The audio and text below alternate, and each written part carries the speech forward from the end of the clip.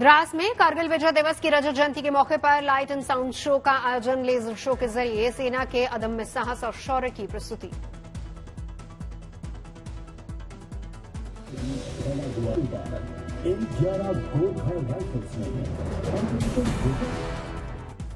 शहीद कैप्टन मनोज कुमार पांडे के साहस और बहादुरी की दिखाई गई कहानी। 2 जुलाई 1999 की रात कैप्टन मनोज पांडे की अगुवाई में खालूबार की चोटी पर शुरू की गई थी चढ़ाई। वीर जवानों की शहादत को याद करते हुए सेना के बैंड ने दी शानदार प्रस्तुति। देशभक्ति के गीतों की धुनों से बांधा समा।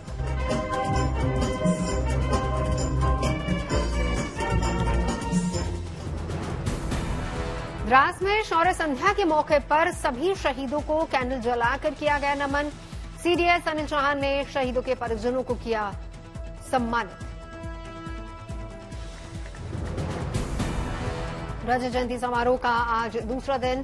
कारगिल युद्ध में विजय के 25 साल पूरे होने पर मनाया जा रहा है 3 दिन का भव्य समारोह। सेना के जवानों ने दिखाई कई तरह के करतब।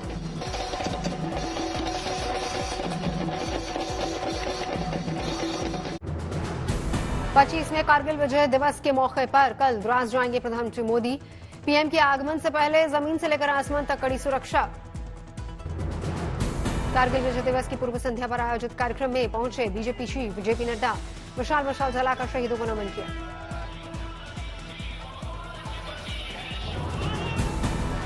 कारगिल विजय दिवस पर श्रद्धांजलि यात्रा, बड़ी संख्या में शामिल हुए लोग राष्ट्रध्वज लहराते भारत माता के लगाए जयकारे। चंडीगढ़ में बीजेपी युवा मोर्चा की तरफ से निकाली गई कारगिल विजय दिवस मशाल रैली। मशाल जलाकर भारत के वीर सपूतों को किया गया नमन। कारगिल विजय दिवस से पहले कोलकाता के पोर्ट विलियम में 133वें ड्यूरेंट कप का शुभारंभ। 6 ग्रुपों के बीच होंगे 43 फुटबॉल मैच। सेना के जवानों का दिखेगा दम। संसद के दोनों सदनों में आम बजट पर चर्चा, नारेबाजी के साथ विपक्ष की सरकार को घेरने की रणनीति। सदन में संसदीय कार्य मंत्री किरण रिजिजू ने विपक्ष पर बोला हमला, कहा गाली गलौज का सत्र न बनाए विपक्ष। जनादेश के अपमान का भी आरोप। विपक्ष के लोगों को ये बताना चाहिए कि इतना बड़ा बजट को खर्चा करने के लिए और क्या क्या कदम उठाना चाहिए, वो बताओ ना, सुझाव दो। सुझाव देने के लिए बजट सेशन होता है, या गाली गलौज देने के लिए बजट सेशन नहीं होते हैं। संसदीय कार्य मंत्री किरण रिजिजू ने मोदी सरकार के बजट को बताया सभी के लिए लाभकारी, कहा विपक्ष को सदन में इस पर करनी चाहिए चर्चा। बजट पर लोकसभा में 30 जुलाई और राज्यसभा में 31 जुलाई को जवाब देंगी वित्त मंत्री निर्मला सीतारमण। बिहार विधानसभा सत्र का चौथा दिन, सदन में हंगामे के बीच कार्रवाई जारी। हंगामे के बीच बिहार विधानसभा में कैग की रिपोर्ट पेश। वित्त मंत्री सम्राट चौधरी ने सदन में पेश की रिपोर्ट। बिहार में विपक्ष का राजभवन तक प्रोटेस्ट मार्च, स्पेशल स्टेटस को लेकर इंडिया गठबंधन का प्रदर्शन। बिहार को विशेष राज्य का दर्जा नहीं मिलने पर लालू की 2 टूक, कहा नीतीश ने सरेंडर कर दिया। लालू जी नीतीश कुमार ने कोई जवाब नहीं दिया, नहीं मिलने पर सरेंडर कर गया। बजट को लेकर कांग्रेस सांसद शशि थरूर ने केंद्र को घेरा, कहा 2 राज्यों को प्राथमिकता दी गई, दोनों राज्य बीजेपी के गठबंधन के साथी। एसपी सांसद धर्मेंद्र यादव ने किरण रिजिजू पर साधा निशाना, कहा जनता ने हमें चुनकर भेजा है, किरण रिजिजू से सर्टिफिकेट लेने की जरूरत नहीं। कांग्रेस सांसद अखिलेश प्रसाद ने किरण रिजिजू को याद दिलाई उनकी जवाबदेही, कहा उन्हीं का कैबिनेट है तो जिम्मेदारी उन्हीं की है। एसपी सांसद डिम्पल यादव ने बजट को लेकर कसा तंज, बोली अगर राजनीति नहीं होती बिहार और आंध्र प्रदेश को अलग अलग पैकेज क्यों मिलता। कांग्रेस सांसद राजीव शुक्ला ने बजट को लेकर जाहिर की निराशा, कहा बिहार को विशेष राज्य का दर्जा नहीं मिला, सिर्फ गठबंधन दलों को खुश करने की कोशिश। 4 विपक्षी शासित राज्यों के सीएम पर बीजेपी सांसद रविशंकर प्रसाद का पलटवार, अच्छा होता कि नीति आयोग की बैठक में आते और साथ में विकास के लिए निर्णय होता।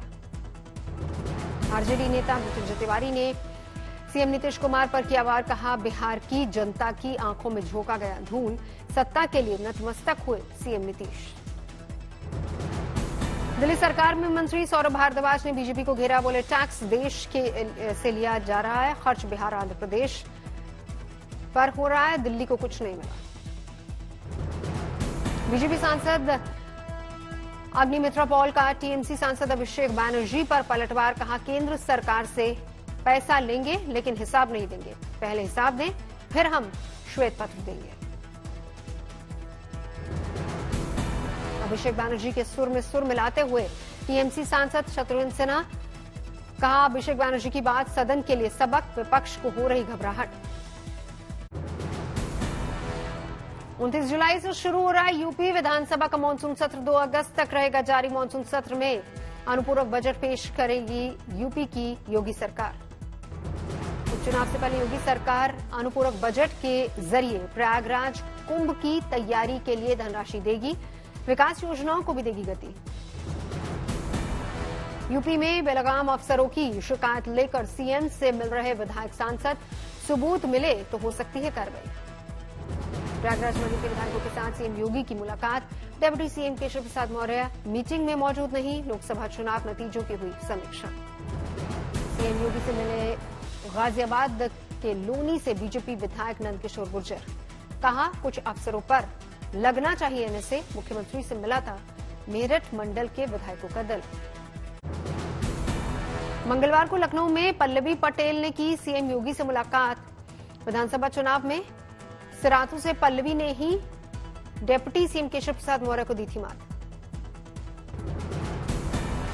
राजस्थान बीजेपी संगठन में नेतृत्व परिवर्तन, ओबीसी को प्रदेश संगठन की कमान सौंपने की चर्चा, नए प्रदेश अध्यक्ष के लिए सदन मदन राठौर, प्रभुलाल सैनी और राजेंद्र गहलोत के नामों की चर्चा। राजस्थान विधानसभा में कांग्रेस विधायक श्रवण कुमार के बयान पर घमासान, कहा देश का सबसे ज्यादा भट्टा बाबुओं ने बिठाया, बीजेपी विधायक बाबा बालकनाथ के साथ हुई बहस।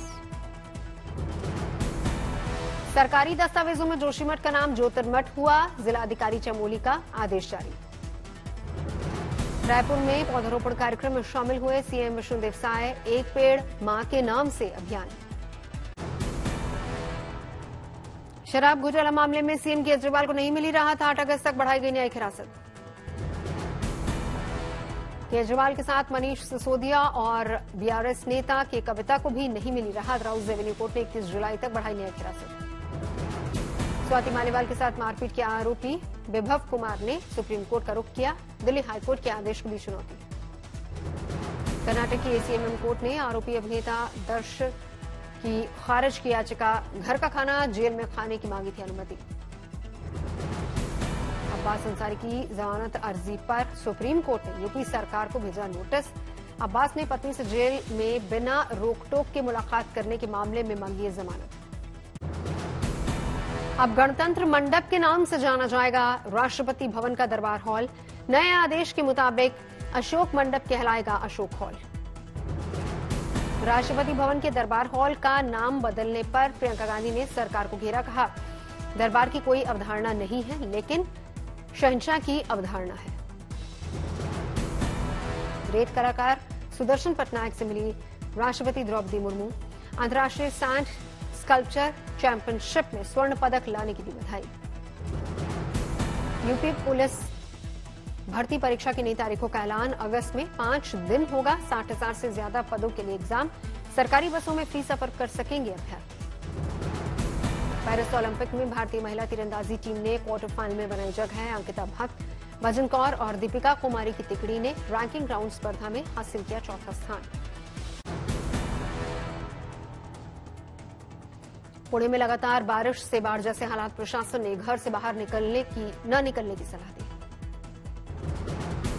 पुणे में भारी बारिश के बीच बचाव और राहत अभियान जारी, बाढ़ के पानी में फंसे सैकड़ों लोगों को बचाया गया।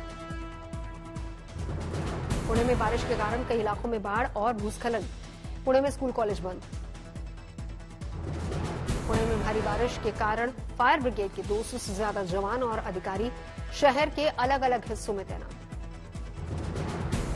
पुणे की एकता नगरी में जल भराव के बीच कई लोग घरों में फंसे, जिसके लिए एनडीआरएफ की 2 टीमों को रवाना किया गया।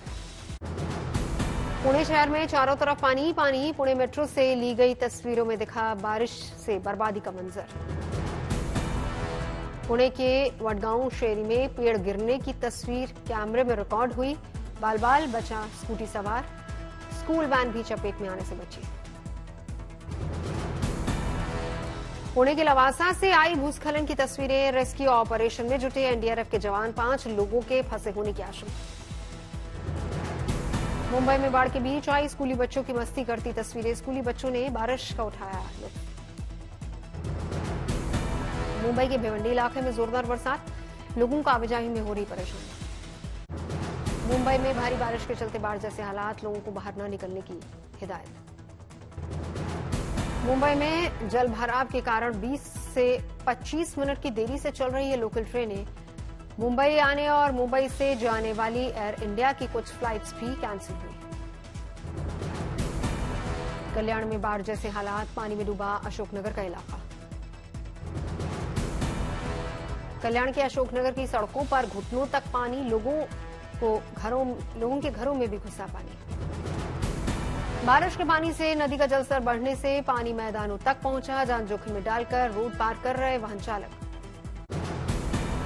मुंबई में भारी बारिश के बाद मोदक सागर झील हुई ओवरफ्लो, प्रशासन ने जारी किया अलर्ट।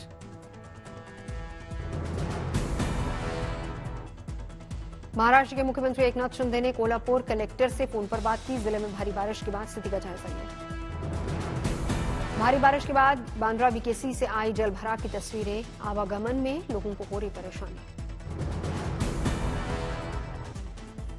महाराष्ट्र के अंबरनाथ स्थित 960 साल पुराने शिव मंदिर के भीतर भरा पानी, मंदिर की मूर्तियां और शिवलिंग हुए जलमग्न। दिल्ली के कालिंदी कुंज में यमुना नदी पर तैर रहे जहरीले फोम की परत, ड्रोन की तस्वीरें सामने आई। उल्लासनगर के एक स्कूल में घुसा नाले का पानी, स्कूल परिसर और सोसाइटी में घुसा नाले का पानी। टीकमगढ़ के सुजारा डैम के 12 गेट खुलने से धसान नदी में आई बाढ़। टीकमगढ़ छतरपुर रोड पर बने पुल पर पानी आ जाने की वजह से 15 घंटे बंद रहा आवागमन।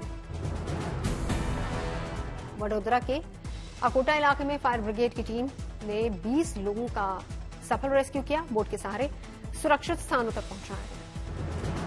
वडोदरा के रिहायशी इलाके में भी घुसा पानी। विश्वामित्र नदी डेंजर लेवल से ऊपर बहने पर कई जगह जल भरा।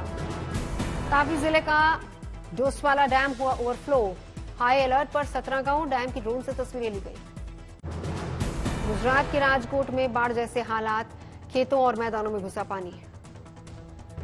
गुजरात के मुख्यमंत्री भूपेन्द्र पटेल ने व्यापक बारिश के कारण उत्पन्न स्थिति पर समीक्षा बैठक की।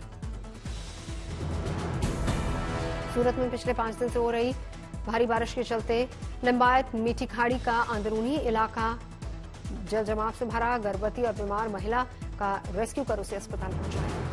पटनी जिले में बाढ़ की चपेट में कई गांव, एसडीआरएफ और एनडीआरएफ की टीमें राहत और बचाव कार्य में लगी। रांची के कई इलाकों में आई तेज हवाओं के साथ बारिश। झारखंड विधानसभा के बाहर जमकर बरसे बादल, मौसम सुहावना हुआ।